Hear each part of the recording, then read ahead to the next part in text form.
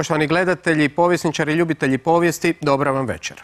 80 godina prije Kristofora Kolumba, kineska dinastija Ming na putovanje Indijskim oceanom do Arapskog poluotoka i Istočne Afrike uputila je 7 velikih ekspedicija. Na prvo putovanje 1405. krenulo je 317 brodova sa 28.000 mornara. Kineski su brodovi bili i 4 puta duži od najvećih evropskih brodova onoga vremena. Kinezi su početkom 15. stoljeća bili tehnološki napredniji od zapadnjaka i da su htjeli, mogli su osvojiti područja i izvan vlastitoga prostora. Ipak, svijet su pokorili Evropljani. Bili su znatiželjniji, spremniji učiti, zagovornici mentaliteta i stražiji o svoj. Evropljani su imali i vrijednosti i mitove, pravosudne i političke strukture zbog kojih razmišljaju drugačije. U današnjoj trećoj povijesti govorit ćemo o 3 revolucije. Znanstvenoj, koja je oblikovala svijet u kojem živimo, kognitivnoj, koja je pomogla sapiensu da pokori planet Zemlju, i agrarnoj, koja nas je iz društva nomada pretvorila u sjedilačko stanovništvo. Sredinom 19. stoljeća otkriće neandertalskog čovjeka i istraživanja Charlesa Darwina zaokupila su maštu svijeta. Od tada do danas naša su se znanje iz paleoantropologije neizmjerno uvećala, a proučavanje porodice hominida svakih nekoliko godina donosi nova, zanimljiva otkrića. Znanstvenici se uglavnom slažu da je razvoj ljudske vrste usko povezan s afričkom velikom rasjednom dolinom, gdje nalazimo nekoliko vrsta australopiteka, naših prethodnika od prije 5 milijuna godina. Iz australopiteka se prije više od 2 milijuna godina razvija prvi predstavnik roda Homo, Homo habilis, koji živi istodobno kad i nekoliko vrsta australopiteka. Prije 1,8 milijuna godina pojavljuje se najdugovječniji predstavnik roda Homo, Homo erectus, čiji volumen mozga i visina pokazuju znatan napredak u odnosu na Homo habilisa. Homo erectus pokazuje već velike sličnosti s našom vrstom. Vješto izrađuje oruđe, koristi se vatrom, razvija napredne tehnike lova i gradi nastambe. Upravo se iz erectusa prije 300.000 godina razvio arhaični Homo sapiens, iz kojeg se prije oko 150.000 godina napokon razvio moderni Homo sapiens. Gost večerašnje treće povijesti je Yuval Noah Harari, profesor na Hebrejskom sveučilištu u Jeruzalemu. Ja vam želim dobru večer. Hello, it's good to be here. Dr. Harari autor je svjetske uspješnice Sapiens, kratka povijest čovječanstva, koja je prevedena na niz jezika. Yuval Harari završio je Hebrejsko sveučilište u Jeruzalemu, doktorirao je u Oxfordu na temama iz vojne povijesti srednjega vijeka, ali posljednjih se godina uglavnom bavi velikim povijesnim temama, naročito vezi između povijesti i biologije. I'm very pleased to have you here with us. Could I call it maybe a gossip? Would it be wrong to say that people gossip a lot and that is something very normal, even very important for sapiens? Yes, most of human communication, even today, is gossip. If you check what people talk about on the phone, in their emails, on the newspapers, in the radio, in television, it's mostly gossip. And it's very natural because human language, in a way, evolved for the purpose of gossiping, not for doing philosophy or mathematics or anything like that. Because basically, Homo sapiens, humans, our social animals, our survival and success depends on cooperation in groups. And in order to cooperate with other people, I need to know who they are they trustworthy, who are the friends, who are their enemies. So for people, social information is extremely important. And many scientists believe that human language evolved primarily in order to convey social information, which is what we call gossip. Mm-hmm. So, but there were many years ago, there were many other species, not only sapiens. Does it mean that other human were not gossiping, or why are we special? Why in Krapina, not far from Zagreb here, there are no Neanderthals anymore, but there are very many sapiens living? Well, it's true that up until about 10-20,000 years ago, planet Earth was home to many different species of humans. We are used to being the only human species. and we think it's natural that there is only one human species. But if we look at other animals, they usually come in many different species. Like you have bears, so you don't have just a single species of bears all over the world. You have polar bears and grizzly bears and brown bears and black bears. And similarly, up until not very long time ago, there were different species of humans. Like here in Croatia lived Neanderthals, whereas our ancestors, Homo sapiens, lived in East Africa. It was about 70,000 years ago that Homo sapiens spread out of East Africa and basically conquered the entire world, driving all the other human species to extinction. In which way? Was that a peaceful process, or what do we know? Yeah. We are not sure. I mean, the two main theories, it was either just competition for the same resources, like when Homo sapiens came to Croatia from East Africa, it competed with the local Neanderthals for the same resources, hunting the same animals, picking the same berries, the same mushrooms, and Homo sapiens was better at it, so the Neanderthals disappeared. Or another theory, which I think is probably more accurate, there was also direct violent clashes between sapiens and Neanderthals. When you look at how Homo sapiens, different groups of Homo sapiens behave towards each other, when there are small differences of skin color or religion, so just imagine what Homo sapiens would do to humans from a completely different species. Even though we do know that there were also some more peaceful encounters and even sexual relations.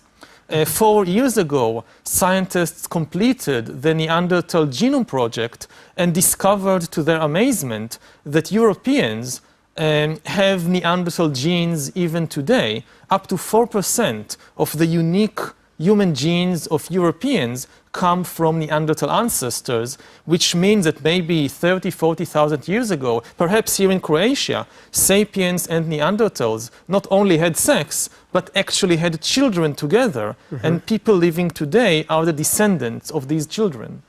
But nevertheless, we as sapiens came, as you said, from Africa. How was that going, you know, and how we were able actually to reach that far, to go to all the way to Australia, and why do you think that that step to reach Australia was something you or one might compare to going to the moon, maybe? Well, the unique thing about Homo sapiens is that it did not remain limited to a particular area of the world. Like the Neanderthals lived for hundreds of thousands of years only in Europe and the Middle East. In East Asia, there was a different human species, and no humans managed to cross the ocean and reach Australia or reach America. And then 70,000 years ago, Homo sapiens came very quickly from Africa, overrunning Asia and Europe and reaching Australia and America, crossing the ocean and crossing Siberia and the Bering Strait. And this was very, very unique. We actually don't have any animal that managed to settle the entire planet unless it underwent genetic mutations. For example, you have ants all over the world, but these are different ants. The ants in Australia are not the same as the ants in Europe. But sapiens is the same all over the place because we adapt not by changing our DNA and changing our body, we adapt by changing our culture, our tools, our social organization. And the key to that is our unique language. Prije 70.000 godina počinje nezaustavljivo širenje Homo sapiensa iz Afrike. U svega 40.000 godina naseljava se u cijelu Europu i Aziju, pa čak i u Australiju, a prije 16.000 godina sapiensi su prešli Beringov tjesnac i počeli naseljavati Ameriku. Tijekom toga procesa širenja, sapiens se susreo s neandertalcima, koji su ubrzo nakon dolaska sapiensa u Europu i u Srednju Aziju izumrli prije oko 30.000 godina. Još ne znamo na koji je način sapiens odgovoran za nestanak neandertalaca, ali je činjenica da upravo u to vrijeme sapiens ostaje jedina ljudska vrsta na Zemlji. U periodu širenja sapiensa po svijetu dogodile su se iznimno važne promjene u njegovu djelovanju. Danas taj fenomen antropolozi nazivaju kognitivnom revolucijom. Naime, u tom razdoblju nalazimo ne samo vrhunske domete u materijalnoj kulturi, poput izrade plovila ili luka i strijele, već i dokaze za postojanje umjetničkih i religioznih potreba. Također, upotreba jezika sve je kompleksnija, a plemena sapiensa se, unatoč nomadskom načinu života, koncentriraju u sve veće zajednice. Many people would say that sapiens is destroying ecological system and destroying nature all around. But was that characteristic for these early sapiens when they, for instance, came to Australia? Yes, certainly. The destruction of nature, of the ecosystem, is not something unique to the modern industrial societies. We find it already tens of thousands of years ago. The first Homo sapiens reached Australia about 45,000 years ago, and within a very short time, more than 90% of the big animals of Australia became extinct. Then sapiens reached America about 15,000 years ago, and about 70% of the large animals of America became extinct within about 2,000 years. Altogether, even before the agricultural revolution, even before sapiens planted the first wheat field, we have already drove to extinction half of the large terrestrial mammals of the planet. And ever since then, the level of destruction has just been going greater and greater. But some of the animals were very lucky, quote unquote, for instance, cows or pigs or chicken. How come that we have so many of these animals, species today on this planet? Yes, in purely biological terms, these animals like chickens or cows have been extremely successful thanks to Homo sapiens, because we domesticated them and spread them all over the world. Today you have in the world about 50 million penguins. In comparison, you have 50 billion domesticated chickens. There are 1,000 chickens for every penguin. The domesticated chicken is probably the most successful bird that ever lived in the world. We have spread it and multiplied it, and the same happened with cows and pigs. But this is from a biological perspective. If you take the perspective of the individual animal, then you see a very different story, because the price of the domestication of these animals was a lot of suffering on the individual level for the individual chicken or individual cow. If you did this competition, like Olympic competition, of who is the most miserable creature that ever lived on the planet, I guess that the gold medal would go either to the pigs or to the chickens or to the cows, because we basically, after the agricultural revolution, and even more so today, we treat these animals as if they are just machines for the production of meat or milk or eggs. And we completely disregard their psychological and social needs. Prije 12.000 godina, krajem ledenog doba i ulaskom u razdoblje holocena, stvorene su pretpostavke za drugu veliku revoluciju u povijesti čovječanstva, neolitičku revoluciju. Povoljne klimatske prilike uzrokovale su postupni prelazak sapiensa na sjedilački način života. Prve tragove pojave zemljoradnje nalazimo na Bliskom istoku, posebno na području plodnog polumjeseca, koji se prostire od Palestine do donje Mezopotamije. Cijeli taj proces nije tekao brzo, ali se u idućih 6 tisućljeća proširio po cijelom svijetu. Također, novi način života postupno je mijenjao i čovjekovo poimanje svijeta. Javljaju se prva naselja, a pojava lončarstva i posebno izum lončarskog kola utisnuli su trajan pečat na kulture neolitika. Razvoj stočarstva i domestikacija mnogih životinja, ponajprije koza, ovaca, goveda, svinja i peradi, donose novu dimenziju u čovjekov način života. U tom novom stanju sapiens prvi put unutar određenog društva raspolaže viškom hrane i vremena. Dolazi do postupne društvene stratifikacije i organizacije. Prije 5000 godina javljaju se prve politeističke religije i prvo pismo, a otkriće bakra i bronce uvodi svijet u metalno doba. You also have a very interesting thesis that people who lived, or the way how we lived before the agrarian revolution, were probably healthier and, well, let's put it like that, less miserable than people after the agricultural revolution. So maybe if you could dwell on that a little bit. Yes, we tend to think about the agricultural revolution as a big step forward for humankind, and it's certainly true that on the collective level, agriculture gave us a lot of power. Without agriculture, you could not build cities and kingdoms and empires and, palaces and cathedrals and temples. So in this sense, it was a big step forward.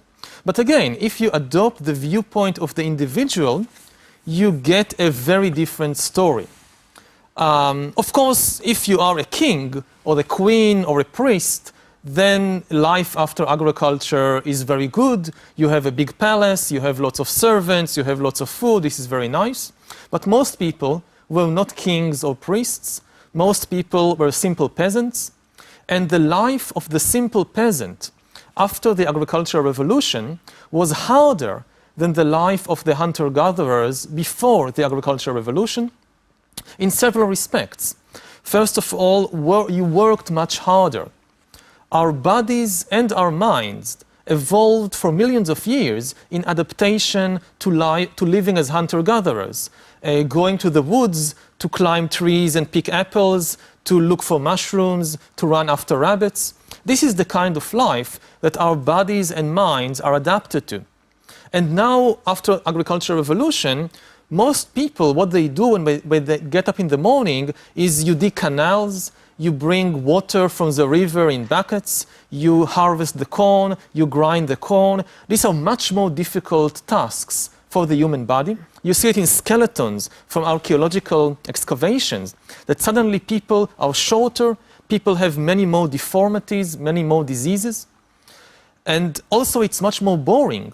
It's much more boring to just all day grind the corn or bring water from the river than to go to the wood and look for mushrooms. Even what people do today, most people, you work as a cashier in a supermarket for 10 hours just passing groceries and for payment. This is much more boring than to go to the wood to look for mushrooms. In addition, the diet became much worse for peasants. Hunter-gatherers before the agricultural revolution ate dozens of different species of animals, of plants, of mushrooms, of nuts, whatever, and they got all the nutrients, all the vitamins that they needed.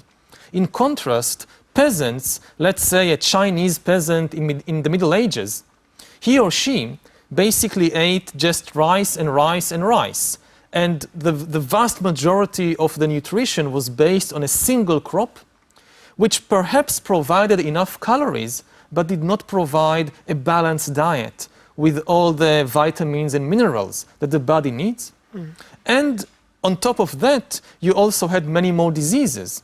Most of the human diseases actually come from domesticated animals. Even today, every year, you have a new epidemic of bird flu or swine flu. They come from the pigs, from the chickens.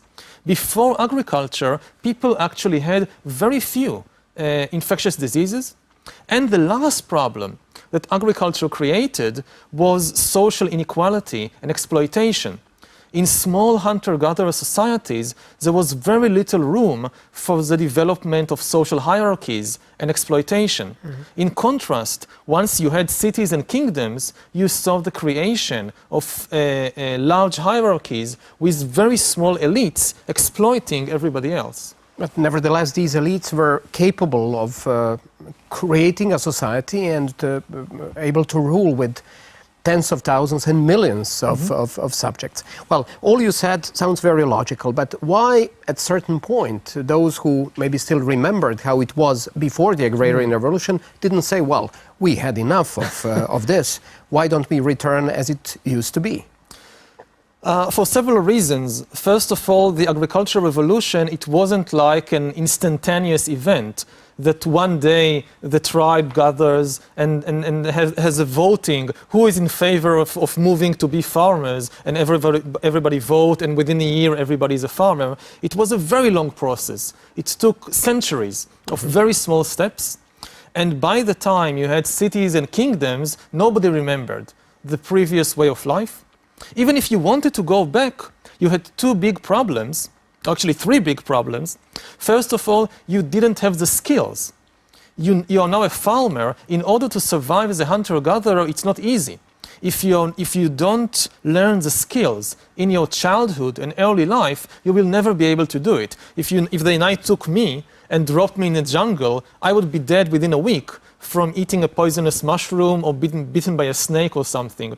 So it's not easy to go back. Yeah. Secondly, you couldn't feed all the people from hunting and gathering. Agriculture did give people much more food, which led to demographic growth, and then you couldn't go back without most of the people dying from hunger. Today, there are 7 billion people in the world. At the time before the agricultural revolution, there were only 7 million. So you can't support all these people from agriculture.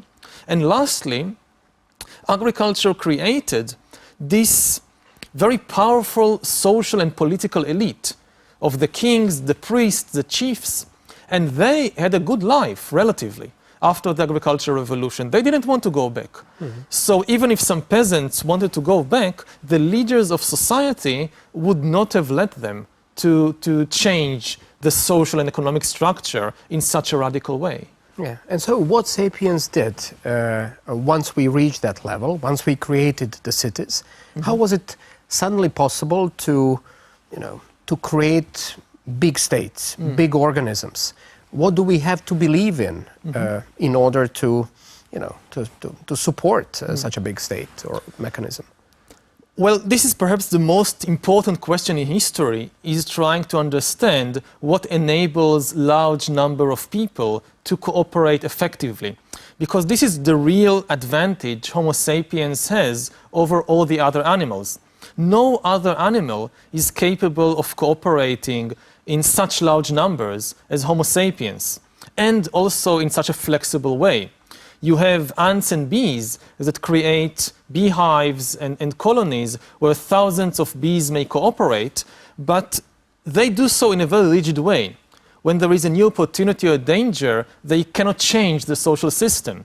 They cannot, for example, execute the queen and establish a republic of bees. It's impossible. And you have, of course, other social mammals, like the chimpanzees or the wolves, that can cooperate more flexibly than the ants and the bees, but they do so in very small numbers. Among chimpanzees, in order to cooperate with another chimpanzee, you need to know him or her intimately. The big question about Homo sapiens is how come we can create very flexible societies, kingdoms and empires and so forth, in which hundreds of thousands, millions of people cooperate. And the answer is our imagination. We can create... So it's not enough to gossip only? It's not enough to gossip, because the problem with gossip is you can gossip about 100 people, 200 people you can know intimately. But you cannot really know the millions of people who live together in Croatia or in the European Union. So how do you create such big cooperation? Here the secret is the imagination and fiction. You invent fictional stories, and as long as you manage to convince everybody to believe in the same fictions, everybody will obey the same laws, the same norms. This is something that only humans can do. For example, you can never convince a chimpanzee to give you a banana by promising him that after you die, you'll go to chimpanzee heaven and you will receive lots and lots of bananas for your good deeds. No chimpanzee will ever believe such a story and will ever be willing to give you a banana for such a story. But Homo sapiens does believe such stories. People do believe that, oh, okay, if I help to build this cathedral, or if I go on crusade and die, then after I die, I'll go to heaven. And this is the basis for all large-scale human cooperation. It's true not only in the religious field. It's if you even look at economic structures or political structures, you find the same phenomenon, that cooperation is based on fiction. Today, for example, our legal systems are based on this idea of human rights. But human rights is just a fiction, an invention of humans, just like God or heaven.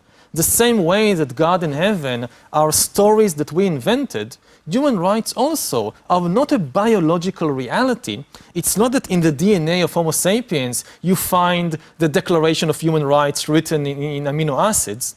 And it's not a biological fact. It's only in the last few centuries that humans invented this story and began to believe in it. And once everybody believes in it, then you can create a legal system. And the same thing is happening in the economic sphere, for instance, with money. Ideje o pravima čovjeka i svetosti ljudskog života nalazimo u velikom broju predmodernih i modernih religija.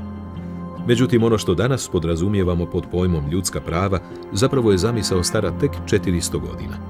Ideje renesanse i humanizma te iskustvo strašnih vjerskih sukoba iz 16. i 17. stoljeća prethodili su i snažno utjecali na pojavu filozofije liberalizma i ljudskih prava.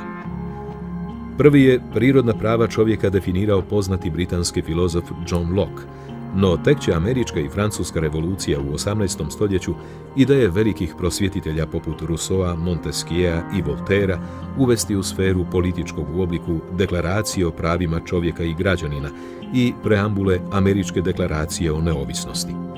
Na prosvjetiteljsku tradiciju nastavila se ideja o univerzalnosti ljudskih prava, čiji su glavni zagovornici bili Thomas Paine i John Stuart Mill.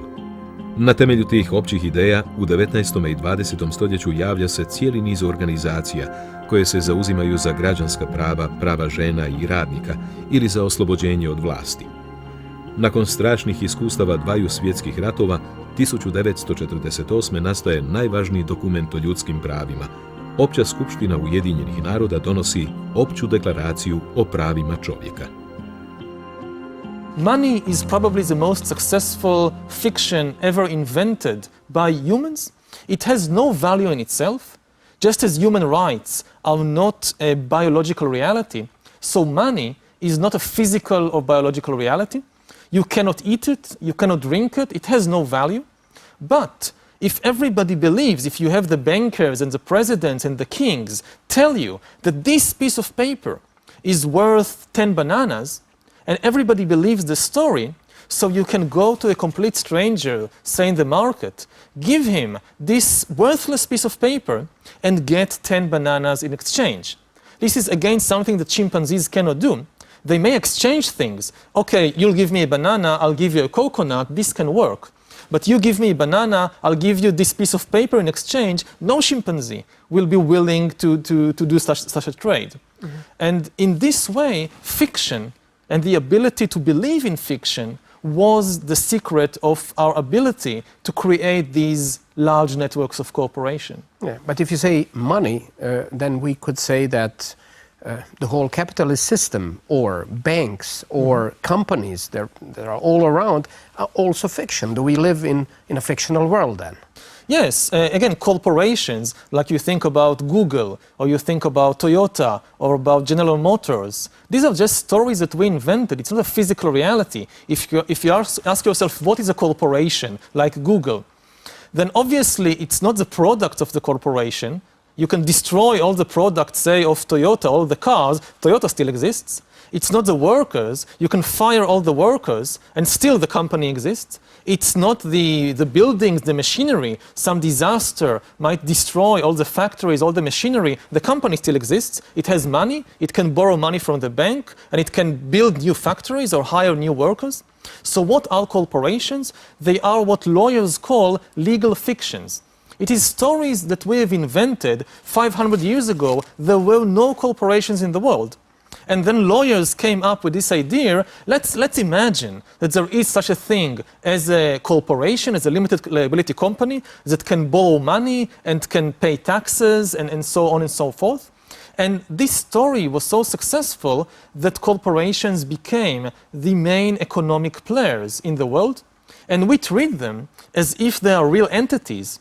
But in fact, they are stories, very effective stories, that exist only in our common imagination. Čovjek je životinja koja pregovara. Niti jedna druga ne čini to. Psi se ne cjenkaju za kosti. Tako je pisao otac moderne ekonomske znanosti Adam Smith. Doista, sredstva razmjene stara su skoro kao i sapiens sam, no tek se razvojem gradova i civilizacija pojavilo univerzalno sredstvo razmjene – novac. Prve kovanice nalazimo u Anatoliji u 7. stoljeću prije naše ere, a papirnati novac poznavala je već kineska dinastija Song u 11. stoljeću naše ere. Ipak, današnji svijet i sustav u kojem živimo zapravo je definiran tek u posljednjem tisućljeću, u kojem je Europa od prostora drugorazredne važnosti postala centar svijeta. Preteče u srednjovjekovnim gradovima, posebno u sjevernoj Italiji, a s velikim zemljopisnim otkrićima i pojavom apsolutističkih monarhija ušli smo u razdoblje predmodernog kapitalizma. Paralelno s razvojem kapitalističkog duha trajala je i znanstvena revolucija, koja je u svega 750 godina, između 1000. i 1750. postavila temelje moderne tehnologije i znanosti. Novovjekovlje nam je u nasljeđe ostavilo uistinu impresivne dosege, nevjerojatne tehničke izume, temelje svih modernih znanosti, suvremene političke teorije, ideje individualizma i intelektualnog vlasništva, ali i prve velike korporacije, poput istočno-indijske kompanije, prve ekonomske balone, čuvena tulipomanija u Nizozemskoj i strahovito nasljeđe kolonijalizma. U posljednjih 250 godina svjedočimo pak trećoj velikoj revoluciji u povijesti čovječanstva, onoj industrijskoj, kojoj se još ne nazire kraj. S dodatnim impulsom koji nam je dala informatička revolucija, pitanje je gdje je kraj mogućnostima sapiensa. I've started with the story of Chinese expedition all the way to Africa and the Arabian Peninsula at the beginning of 15th century. So obviously the Chinese were technologically better equipped than the Europeans. But nevertheless, we do not speak or we do not have Chinese as the official language, not at least everywhere in the United States, but there is English or French in some other parts of the world. So how come, what happened that something that was backward even, or at least at the very edge of the world, conquered the planet? The European conquest of the world is one of the big surprises of history. When you look at the history of Europe for thousands of years, as you say, it was usually a backwater. Perhaps Greece and Italy were important, but what we today considered as the center of Europe, Western Europe, Germany and France and Britain, this was the Wild West, which was unimportant either economically or politically. There was never a big empire there. There was never any religion that came out of there. It was not important in technological or cultural ways. It was a kind of backwater to the center, which was in the Eastern Mediterranean, in what is today Greece, Turkey, the Middle East. And then suddenly, around 1500, this backwater area becomes the most vibrant and eventually the most powerful area in all the world, conquering the entire planet and bringing its culture, its values, its languages all over the world. So today English became the dominant language in the world. And trying to explain the rise of Europe is one of the main questions of modern history. And frankly, I believe that we don't really have a good answer. It's still one of the big mysteries of history. Why Europe? And one of the things I like most about science is that when you don't know the answer to something, you don't have to invent some story. You can simply admit that we don't know. There are many questions, some very important questions in history, in biology, in physics, which we don't know the answer to. And the rise of Europe is one of these questions. Of course, we can say that Europe, and this is true, Europe conquered the world because in Europe happened the scientific revolution and the creation of the capitalist system. And science and capitalism are the two most powerful forces in modern history. But this only begs the question, why did the scientific revolution and the capitalist system, why were they born in Europe and not in the Muslim world or in China? And for that, we don't really have a good answer. Is that cognitive dissonance maybe here or not? It's just, I think, recognizing the limits of what we know. Actually, this was one of maybe the biggest discovery of the scientific revolution was exactly this discovery of ignorance. Before the spread of modern science, almost all the major cultural traditions of humankind insisted on that they know everything. If you went to a priest or to a Jewish rabbi or to a Muslim cleric in the Middle Ages, he would tell you that we know everything. everything that is important to know about the world, we already know. It's written in the Bible, or in the Quran, or in Holy Scriptures. All the answers are in there. There is nothing that humans need to know and that we don't know. This was the main view of most religions.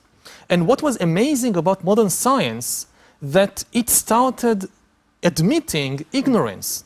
Scientists began saying, no, there are very important questions which we don't have the answers for, neither in the Quran nor in the Bible, no, anywhere. Nobody knows the answer to these questions. We still need to investigate. We still need to research. This is why modern science began to give more importance to observation than to learning ancient traditions. As long as you thought that all the answers are in the Bible, then what was the point of going exploring the world? Because it's much easier just to read the Bible. But once you realize, no, not all the answers are in the Bible, then I need new knowledge. Where can I get new knowledge from? I must go and do experiments, do exploration of the world. Maybe I'll get answers to these questions from observing the world. But one can be maybe curious and interested in discovering new things, but doesn't necessarily have to conquer other parts of the world. So Europeans were not only exploring, but also, taking possessions around the world. Yes, another very important development of modern history is, as you say, that in modern history we see a fusion of science and empire, scientific exploration and imperialistic conquest. Today we think that science is good and empire is bad, but for most of the modern age, science and empire were two sides of the same coin. Almost every scientific expedition that left Europe to explore the world was also a conquest expedition, and vice versa. When Europeans went to conquer other territories, they almost always brought scientists to explore the new areas. For example, when Napoleon invaded Egypt, he took not only soldiers, but also about 200 scientists to explore the geography, the history, the culture, and so forth of Egypt. Similarly, few people know that, but Charles Darwin I think everybody knows that Charles Darwin went on this expedition to the Galapagos Islands, and this is what gave him the ideas that eventually were formulated as the theory of evolution. What people don't know often is that this expedition to the Galapagos Island was a military expedition which was organized and financed by the British Navy. It was a ship of the British Navy, and the aim was to map the coasts of South America in preparation for a future war. So you see here, again, this combination of science and empire being two sides of the same coin. And where are we heading? There are no empires as we used to know them, but there are some similar organizations maybe. And what's happening with science? How is science helping or maybe not helping us today? How do you see sapiens in 50, 100 years? Well, I think the next big revolution in history will be a revolution of humanity itself. Humans will use science and technology to upgrade themselves into a different kind of being, really into gods. We are in the process of turning ourselves into gods, of acquiring divine abilities. And I mean this literally, not as a metaphor.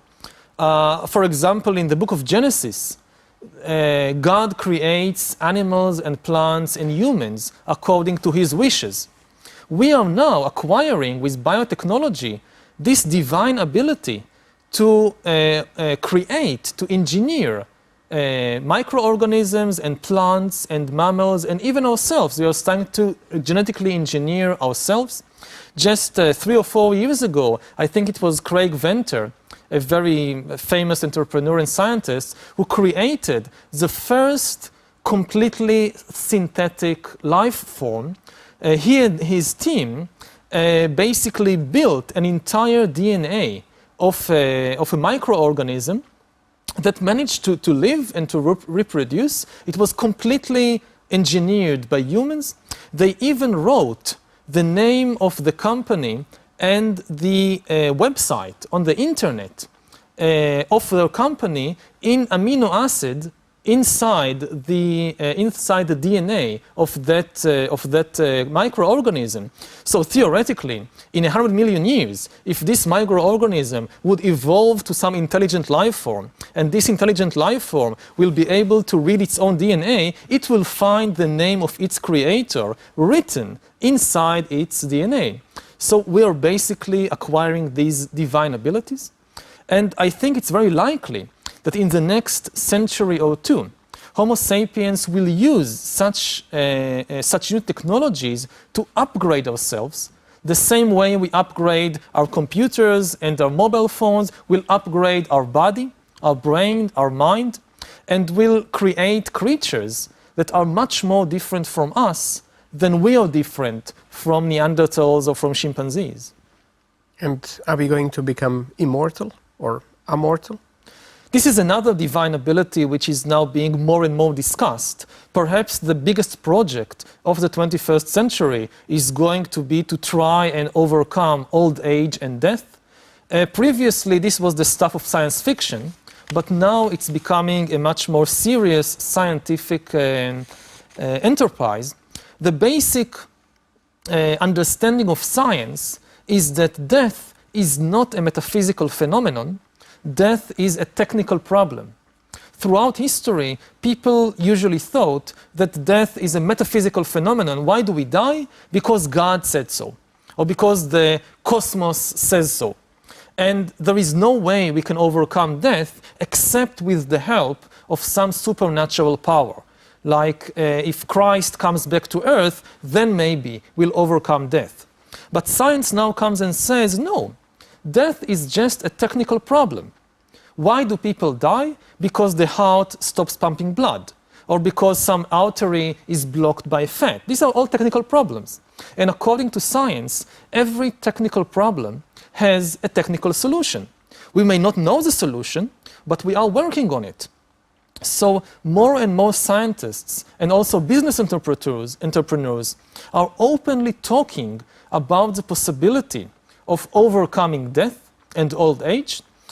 Just 2 years ago, Google established a sub-company called Calico, whose declared aim is to overcome death. So this is no longer some science fiction. It's maybe the most important company in the world is saying, we take this very seriously. We are going to at least try and overcome death. Now, personally, I think it's very unlikely that in the next 50 years or 100 years, people will actually manage to overcome death. But I'm an historian. I'm not a biologist. I'm not really the authority to say if it's feasible or not. What I can say is that more and more scientists and business people are taking this very seriously. And even if they don't succeed, trying to overcome death will completely change our world. In the 20th century, you saw many people trying to create egalitarian societies in which there are no class divisions, in which everybody enjoy equal conditions. Now, as we all know, it didn't succeed. Yeah. Communism did not succeed in creating completely equal societies. But attempting to do that changed the world. Similarly, in the 21st century, we may not succeed in overcoming death, but trying to do so will completely change the world. We started, and this show is called The Third History. You are a historian with PhD, medieval studies, but this sounds like biology a lot. Is that maybe a new wave in historical research or something else? I think that history and biology are getting closer to one another these days. Basically, Homo sapiens is an animal, not different, I mean, of course, different from chimpanzees in many respects, but our bodies, our brains, are still the bodies and brains of animals. And I think that, of course, history and biology are different subjects, but historians can gain a lot from understanding the biological foundation of the human animal. And not only of our bodies and brains, but also of our ecological system. I think that many of the most important processes in history involve not only humans, but the connection between humans and other animals, between humans and plants, between humans and the ecological system. Again, this we'll see it in the 21st century. The impact of humanity on the ecology is becoming more and more far-reaching. And similarly, the impact of ecological change on history and the economy is becoming more and more significant. So I think that also when we look back, historians can gain a lot by having a good understanding not only of the economy and politics and culture, but also of the relations between human societies and the surrounding ecological system. Dr. Harari, thank you very much for being with us here in Zagreb. Thank you, it's been my pleasure. Poštovani gledatelji, toliko u ovoj trećoj povijesti. Vidimo se sljedeći tjedan.